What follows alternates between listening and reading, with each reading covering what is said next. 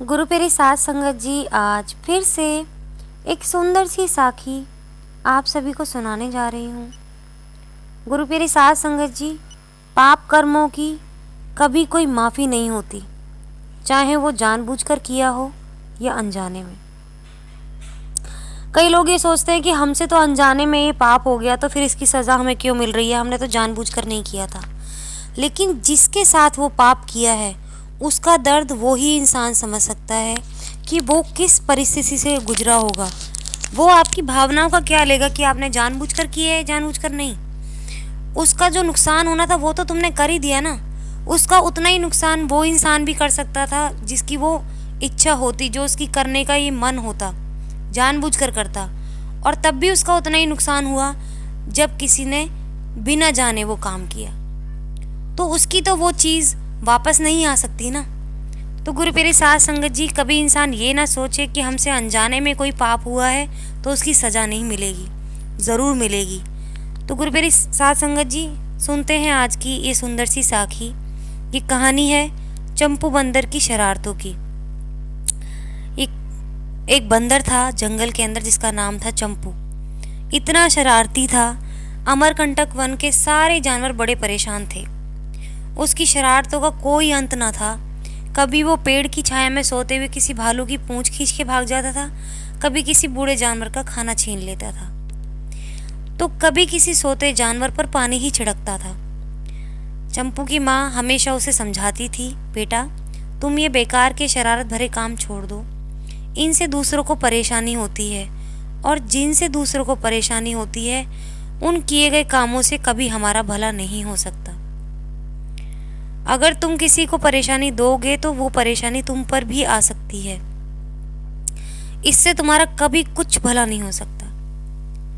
इतनी शक्ति अगर तुम दूसरों की सहायता करने में लगाओगे तो सभी तुम्हारी बड़ाई करेंगे, सब तुम्हें प्यार करेंगे और मौका पड़ने पर तुम्हारा साथ भी देंगे। पर चंपू की समझ में कुछ ना आता। एक दिन वो शरारत करता और दूसरे दिन ना करता, फिर तीसरे दिन दोबारा से वो शरारतें चालू हो जाती। पर इस बार तो चंपू बंदर की शरारतों की हद हो गई।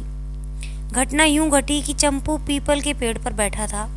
उसी पर नंदा कौआ और उसकी पत्नी काली भी रहते थे। नंदा कौआ बार बार काँव काँव करके अपनी पत्नी को पुकारता था। चंपू बंदर ने उसका मजाक उड़ाया और बोला, वाह, ईश्वर ने कैसी बड़ी आवाज़ दी है तुम्हें। ये सुन के नंदा कौआ बोला, चंपू तुम यहाँ से चले जाओ, हमें अपना काम करने दो। जहाँ तक आवाज़ का प्रश्न है तो हमारी आवाज़ ही भली है, उससे कोई डरता तो नहीं, हम किसी को घुड़की देकर डराते तो नहीं तुम्हारी तरह।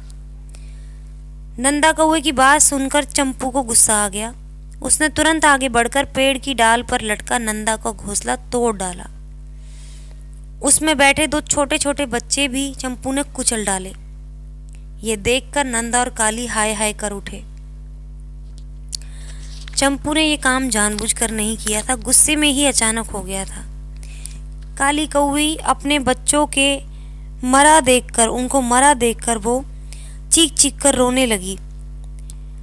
नंदा कौवे की तेज आवाज़ सुनकर ही बहुत से पशु पक्षी वहाँ इकट्ठे हो गए। सभी पूछ रहे थे, क्या बात है, क्या हुआ। सभी चंपू की करतूतें सुनी सबने और उनको बड़ा गुस्सा आया। कालू भालू ने चंपू को गिरफ्तार किया और महाराज शेर की अदालत में ले चला। उसने पीछे पीछे नंदा कौआ, काली कौवी, सोनी गाय, प्रीता लोमड़ी, चुनिया बकरी और बहुत से अन्य जानवर चले आ रहे थे।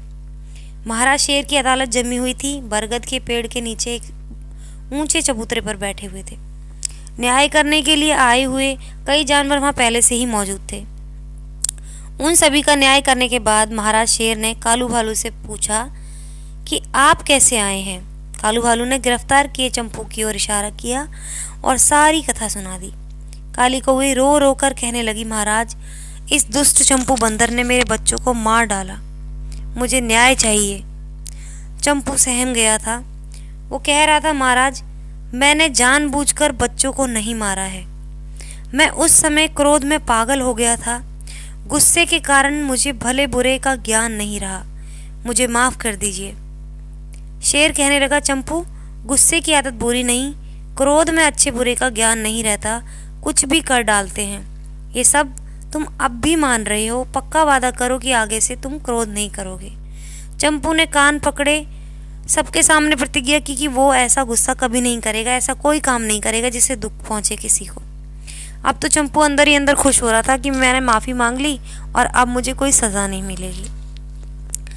तभी सिंह महाराज के पीछे खड़ा उनका न्याय मंत्री रामू तुरंत बोला, महाराज, चंपू पर हत्या का भी आरोप है, उसे दंड दिया जाए। चंपू गिड़गिड़ा रहा था, महाराज, उस समय मैं क्रोध के कारण नासमझ हो गया था, मुझे माफ़ कीजिए। शेर बोला, भाई, अपराध तुमने किया है तो दंड भुगतना ही पड़ेगा।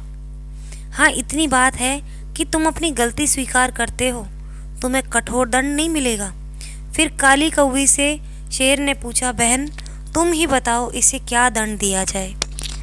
तो गुरुप्यारी साध संगत जी, काली कौवी बोली, बच्चे तो मेरे आ नहीं सकते, इसका घर तोड़ दिया जाए, आगे से चंपू कभी घर में ना रह सके, जिससे उसे याद रहे कि उसने किसी के बच्चों को जान से मारा था। शेर ने यही दंड सुना दिया। चंपू सिर झुकाकर चुपचाप सुनता रहा। शेर के सैनिक जाकर तुरंत उसका घर तोड़कर आ गए। चंपू और उसके माता पिता पेड़ की डाली पर तब से रहने लगे।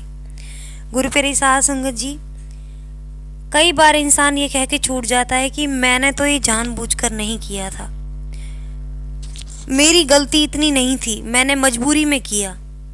गुरुप्यारी साध संगत जी, चाहे पाप मजबूरी में हुआ हो, चाहे अनजाने में हुआ हो, चाहे गुस्से में हुआ हो, लेकिन पाप पाप ही रहता है और उस पाप कर्म की सज़ा ज़रूर भुगतनी पड़ती है। कोई भी इंसान ये कह के अपना पल्ला नहीं झाड़ सकता कि वो पाप मेरी मजबूरी थी करना। कोई किसी की मजबूरी नहीं होती। जिसके साथ वो पाप किया है उसके हृदय को टटोल के कोई देखे कि उसके दिल पर कैसे घाव लगे हैं। क्या वो घाव तुम बर्दाश्त करने की हालत में हो? क्या वो घाव तुम्हें कोई दे तो क्या तुम बर्दाश्त कर पाओगे? तो गुरुप्यारी साध संगत जी, कभी भी कोई भी कर्म करते समय या उससे पहले आप ये सोचें कि आपके इस कर्म का क्या क्या असर हो सकता है। इस समय नहीं, आने वाले समय में भी उसका आपके ऊपर भी क्या असर आ सकता है, आपसे जुड़ी किसी चीज़ पर या किसी इंसान पर कैसे आ सकता है। तो सोच समझकर कोई भी कर्म करें। दुनिया में अगर आप चोट पहुंचाएंगे किसी को तो परमात्मा इतनी गंदी चोट देगा आपको कि आपकी औकात नहीं उस चोट को बर्दाश्त करने की। तो सोच समझ के किसी के भी साथ कोई भी कर्म करें। हमेशा परमात्मा को अंग संग मान के कोई भी कर्म करें। उससे डरें कि आपको उसकी सज़ा मिल जाएगी अगर आप किसी के साथ बुरा करेंगे तो। और अगर आप निश्चिंत होकर चलेंगे कि हमारा कोई नहीं बिगाड़ सकता, तो आगे आने वाले समय में देख लीजिएगा आपकी क्या हालत होगी। तो गुरुप्यारी साध संगत जी, आज इसी के साथ इस सुंदर सी साखी को यहीं समाप्त करना चाहूँगी। मिलती हूँ आपसे अपनी अगली वीडियो में नई साखी के साथ। तब तक के लिए सिमरन करते रहें, सच्ची सेवा करते रहें।